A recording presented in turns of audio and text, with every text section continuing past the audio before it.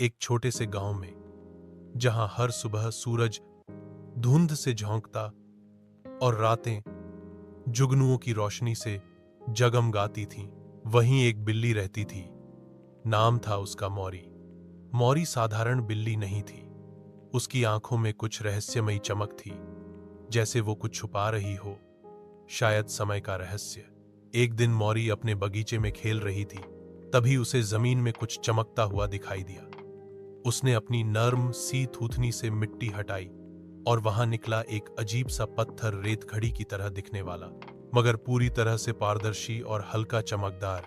जैसे ही मौरी ने उसे छुआ, झट से हवा बदल गई, आसमान लाल हो गया और चारों ओर का दृश्य पूरी तरह बदल गया।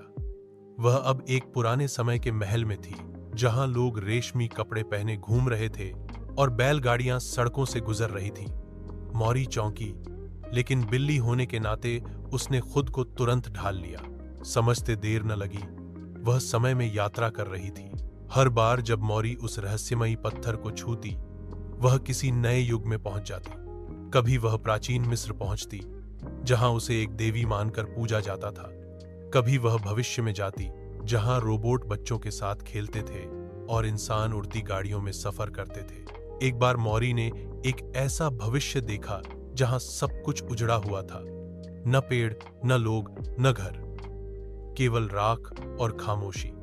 उसे बहुत डर लगा।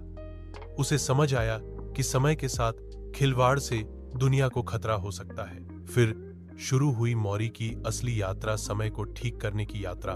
वह पीछे गई, छोटे छोटे बदलाव किए। एक बच्चे का खिलौना सही जगह रखा, एक मोमबत्ती बुझाई, एक कबूतर को उड़ने दिया, और हर बार समय थोड़ा बेहतर हो गया।